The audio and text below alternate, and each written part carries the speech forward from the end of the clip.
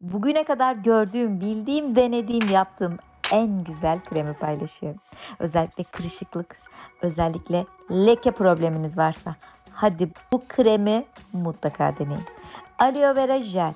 İsterseniz bitkiden çıkartın, isterseniz doğala yakın, güvendiğiniz, bildiğiniz bir aloe vera jel alın. 2 tatlı kaşığı dolusu bunu bir kaba koyun. Şimdi geldi.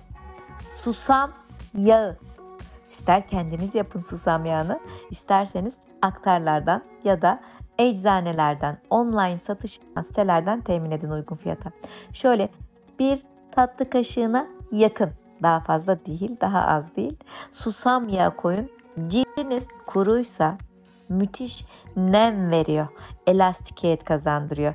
Ama yağlı bir his de bırakmıyor arkadaşlar. Bakın, susam yağı kesinlikle cilt kuruluğu olan arkadaşlara en fazla fayda görecekleri ürünlerden biri. Sadece aloe vera ve susam yağını da kullanabilirsiniz. Şimdi at kestanesi yağı, özellikle kırışıklık varsa, özellikle leke problemi var ise aloe vera jel, susam yağı ve at kestanesi yağından 15 damla kadar. Bu 3 ürün leke ve kırışıklık tedavisinde çok güzel etkiler sunan 3 ürün. Karıştırıyorum. Bakın, karıştırdıkça harika kremimiz olmaya devam ediyor. Doku da kendini bu şekilde katılaştırdı. Bu şekilde bir form aldı. Şimdi diğer güzel ürün. Jojoba yağı. Biz bu tarifi özellikle cilt kuruluğunu gidermede, cildi daha sağlıklı, aydınlık, genç, dinamik bir görüntü kazandırmada etki sağlayan ürünleri birleştirerek oluşturuyoruz. Onlardan birisi de jojoba yağı. Hani böyle kremi sürersiniz ama cildiniz böyle onu dışarı atar, kusar deriz. İşte bu kremde böyle bir etki olmuyor. Bu kremi makyaj altına baz olarak da kullanabiliyorsunuz. Bakın, işte bunu sağlayan bir diğer ürün gliserin.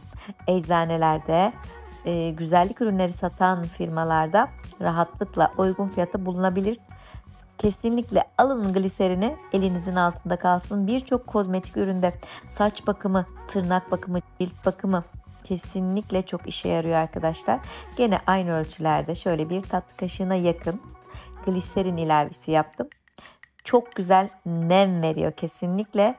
Cildi yağlandırmadan böyle kırışıklıklarla çok güzel savaşıyor. Sivilce oluşumunun önüne geçiyor.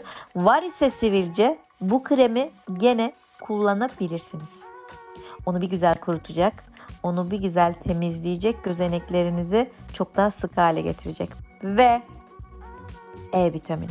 Son olarak bu harika tarife, bu güzel karışıma bir de E vitamini eklerseniz çok güzel olacak.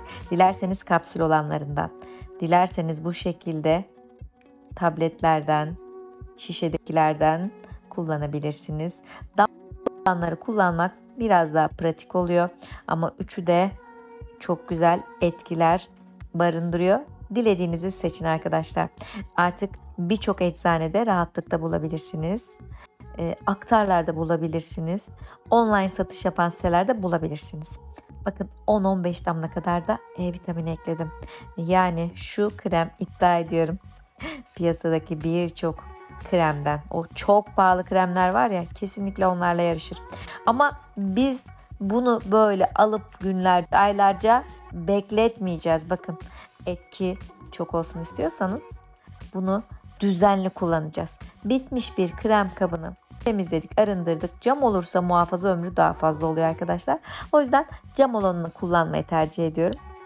Bakın, verdiğim ölçülerde tam bana 2 hafta yeterli olacak kadar çıkıyor. Gördünüz mü? Tam 2 haftalık. Çünkü ben bir sabah bir de akşam süreceğim. Bir damlası boşa gitmesin. Çünkü çok güzel bir krem yaptık. O tabakta kalanı da biliyorsunuz artık beni. Tabii ki de onu sıyıracağım. Hemen onu kullanacağım. Dirsek kurulukları oluyor ya. Egzama gibi böyle cilt hastalıkları, rahatsızlıkları oluyor. Sivilceli, lekeli, problemli ve kırışıklık, sarkmanın bol olduğu ciltler oluyor ya, hepsine çok güzel gelecek göz altlarına da kullanabileceğimiz, tüm yüze, tüm vücuda, göbek çatlakları var ya, bel basen bölgesindeki o çatlaklar, portakal kabuğu görüntüsü, oralara da müthiş geliyor arkadaşlar.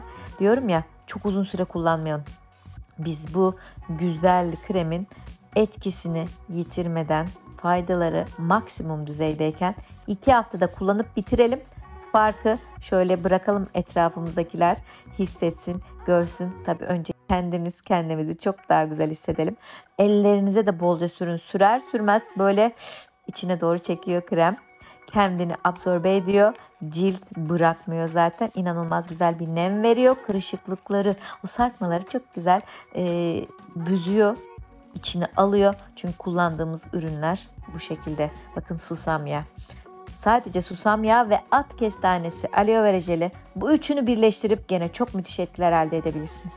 Ama derseniz ki süper olsun, o zaman jojoba yağı, o zaman biraz gliserin ve o zaman biraz da E vitamini. Yani tüm bu 3, 4, 5 yağ karışımıyla aloe vera jeli birleştirirseniz gerçekten çok seveceğiniz, çok fonksiyonel, çok faydalı bir krem elde etmiş olursunuz. Buzdolabında saklamak zorunda değilsiniz. Dışarıda muhafaza edebilirsiniz. Şöyle aşağıdan yukarı, içten dışa doğru temiz cildinize, özellikle dudak kenarındaki laugh line'lar, artık oralar biraz belirginleşmişse, yüzünüzde güneş lekeleri varsa o bölgelere, özellikle yağlı yerler var ama makyaj yapmadan önce de oralar böyle pul pul dökülüyor. Fondöteni sürüyorsunuz, orada parça parça duruyor ya. Oraları da bolca sürün arkadaşlar. Boyun dekolte bölgesine, göz kenarına bolca sürebilirsiniz gönül rahatlığıyla. Göz kapağına uygulayabilirsiniz gözlerinize kaçırmadan. Ama cildimiz temiz olacak.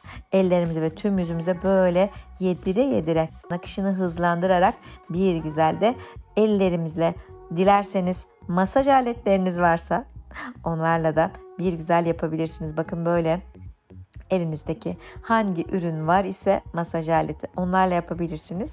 Yoksa kesinlikle ellerinizle de aşağıdan yukarı, içten dışa doğru bir güzel bu kremi cildinize yedirebilir.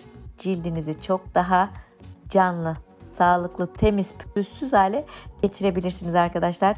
Tüm cilt tiplerine uygun. Ama özellikle cildim kuru, nem yok, kırıştı, sarktı, lekeler de var, mutlu değilim, ben daha güzel olmak istiyorum, kendimi daha iyi hissetmek istiyorum diyenler lütfen denesinler. Hobifan YouTube kanalıma hala abone değilseniz lütfen abone. Bu videoyu sevdiğiniz, daha güzel olmasını istediğiniz dostlarınızla da paylaşın. Alta o değerli, güzel, önemli yorumlarınızı da bekliyorum. Kendinize çok iyi bakın. Sağlıcakla. Bay bay.